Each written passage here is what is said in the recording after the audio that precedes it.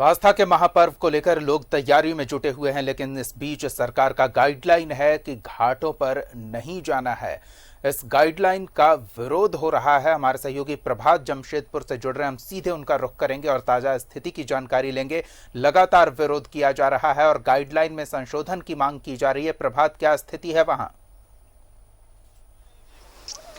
बिल्कुल दीपक, देखिए जिस तरीके से सरकार का जो गाइडलाइन आया छठ पूजा को लेकर, उसमें सामाजिक संगठन या फिर राजनीतिक दल के लोग विरोध कर रहे हैं और उसमें संशोधन की बात कर रहे हैं।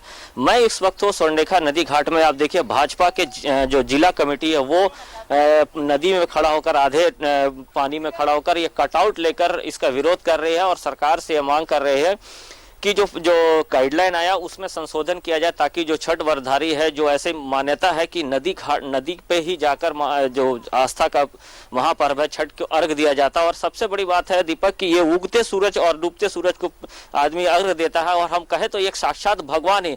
बाद बाकी देवी देवताओं की प्रतिरूप हम लोग पूजा करते हैं या मूर्तियों के या फोटो पे, लेकिन ये सूर्य देव ही ऐसे हैं जो सामने नजर आते हैं और इसकी पूजा की जाती है। आप देख सकते महिलाएं भी खड़ी है, इन लोग के हाथ में कटआउट है कि सरकार का जो तुगलकी फरमान है उसे वापस लिया जाए। अलग अलग तरह के कटआउट दिए गए हैं और जो भाजपा के जिला अध्यक्ष गुंजन यादव के नेतृत्व में ये प्रतिरोध विरोध किया जा रहा, पानी में खड़ा होकर। कल जैसे रांची में जिस तरीके से विरोध किया जा रहा था, हमारे साथ भाजपा के जिला अध्यक्ष, हम उनसे जानना चाहते हैं कि सरकार से क्या मांग करते हैं और ये जो विरोध का तरीका आप लोगों ने अपनाया है पानी में रहकर, इसका आखिर क्या मकसद है? किस तरीके से आप लोग सरकार को जगाना चाहते हैं ये पानी में रहकर विरोध करने का मकसद? देखिए, छठ में अर्घ देने की जो परंपरा है, जो आस्था है, वह बहते पानी में। बहते पानी में हम अपने आराध्य देव भगवान भास्कर सूर्य नारायण को अर्घ देते हैं, छठी मैया को प्रसन्न करते हैं। और झारखंड की यह दोहरी मानसिकता वाली सरकार, हेमंत सोरेन की सरकार, छठ नहीं मनाने का आदेश दे रही है। कहती है तालाबों में, नदियों में छठ नहीं मनेगा, लोग घरों में छठ मनाएं। आज हम इस सोई हुई सरकार को जगाने आए हैं और यही स्वर्णरेखा नदी के बहते हुए पानी में हम अपना विरोध प्रदर्शन कर रहे हैं, ताकि सोई हुई सरकार नींद से जगे और कोविड-19 का हम भी अनुपालन करते हैं, उसका एहतियात हम भी बरतना चाहते हैं। परंतु कोविड-19 एक समस्या है, उस समस्या का निष्पादन करना चाहिए। घाटों को सैनिटाइज करना चाहिए, यहां पर सैनिटाइजेशन कैबिन लगाना चाहिए, ताकि जो श्रद्धालु आएंगे वो सैनिटाइजेशन कैबिन से होकर के आएंगे, ताकि वो फुल्ली सैनिटाइज्ड रहेंगे।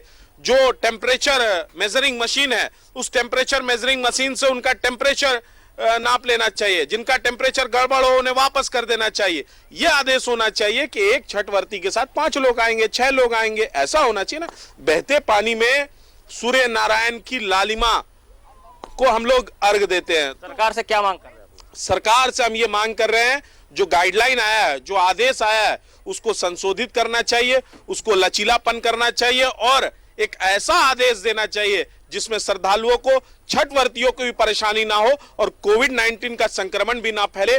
2 गज की दूरी, मास्क है जरूरी, इसको अपनाते हुए छठ का परमिशन मिलना चाहिए। देखिए दीपक, ये सरकार से मांग कर रहे हैं कि 2 गज जरूरी है, मास्क है जरूरी।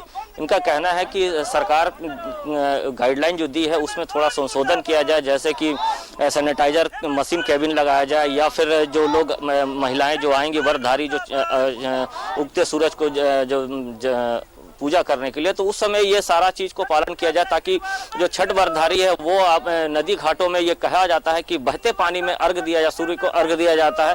और छठ की अलग ही महत्व है, अलग ही मान्यता है कि कई वर्षों पुरानी ये परंपरा चले आई है, जो लोग नदी और तालाबों में पूजा करते हैं। इसी को लेकर इन लोगों ने ये नदी में उतरकर आधे पानी में रहकर ये विरोध जता रहे हैं और सरकार से मांग कर रहे हैं कि संशोधन, जो गाइडलाइन आया उसमें थोड़ी संशोधन की जरूरत है, ताकि जो व्रतधारी है वो नदी घाटों में आकर अपनी आस्था और अपनी जो छठ महापर्व है उसकी पूजा अर्चना कर सके। जी बिल्कुल। प्रभात, हम ये भी समझना चाहेंगे कि आखिर लोग इस बार गाइडलाइंस को लेकर क्यों नाराज हैं? हमने बीते 2-3 महीनों में कई त्योहार देखे, कई पर्व देखे, उस दौरान भी गाइडलाइंस जारी हुए थे और पूजा समितियां तक लोगों से आग्रह करती नजर आई थी कि सरकार के गाइडलाइंस का पालन करें। लेकिन अब ऐसा क्या बदल गया कि लोगों की नाराजगी देखने को मिल रही है? बिल्कुल दीपक, देखिए दुर्गा पूजा के वक्त में सरकार का जो गाइडलाइन आया था, पहले था कि 7 लोगों को आपको इजाजत है और मूर्तियों को ढका रहना है। तो बाद में सरकार का विरोध हुआ, सरकार के ही कुछ लोग थे, उन लोगों ने विरोध किया था। उसके बाद सरकार ने कुछ संशोधन की थी, 15 लोगों को इजाजत दी थी। उस समय क्या था कि ये लोग पूजा घूमने निकलेंगे तो बहुत भीड़ भाड़ होगा, इसको देखते हुए किया गया था। और उस शुरुआती दुर्गा पूजा के समय में थोड़ा कोविड का कहर ज्यादा था, हालांकि कोविड का कहर अभी भी है, ऐसा नहीं है, लेकिन थोड़ा कम है। और ये पूजा जो होती है, ये छठ जो व्रत होता है, ये छठ का जो पूजा है, ये वो नदी घाटों और तालाबों में किया जाता है। जैसे मान्यता आपको पहले ही बताया कि बहते पानी में इसकी पूजा की जाती है और बहते पानी में जो व्रतधारी है वो नदी में पहुंचती है और आधे पानी में खड़ा होकर सूर्य देव को अर्घ देती है।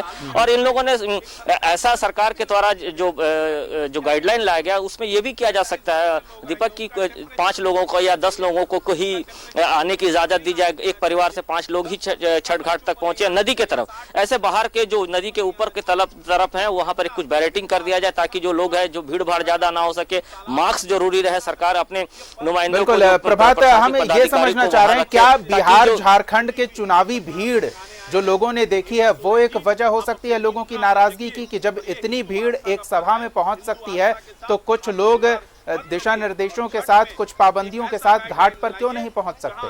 सुलभ हो गाइडलाइन लोगों को, श्रद्धालुओं को। बिल्कुल दीपक, देखिए पिछले दिनों जब जो अपने बैरमो और जो दुमका का उपचुनाव हुआ था, उस चुनाव में कई सभाएं हुई थी, काफी भीड़ हुआ था। उसके बाद जीत के बाद जब जीत की खुशी मिली थी तो लोगों ने रैलियां निकाली थी, लड्डू बांटे थे और ढोल नगाड़े के साथ में पूरी खुशियां मनाई थी। उस समय भी लोग ने टीवी में या अखबारों में ये देखा था कि किस तरीके से लोगों की काफी भीड़ है। तो इसी को लेकर कहीं ना कहीं लोगों के दिमाग में यह बात है कि सरकार अपने काम के समय में किसी तरह का कोविड का पालन नहीं करवाती, लेकिन ये आस्था का महापर्व छठ को लेकर अगर इस तरीके का अगर ऐलान करती है तो कहीं ना कहीं लोगों में रोष है। और कल से ही इसका विरोध हो रहा है, चाहे वो हम पक्ष की बात करें या विपक्ष की बात करें। बिल्कुल, तो देखते हैं इस विरोध की परिणति क्या होती है। क्या सरकार अपने फैसले पर पुनर्विचार करती है और छठ महापर्व को लेकर जो गाइडलाइंस जारी किए गए हैं उसमें कुछ बदलाव देखने को मिलता है?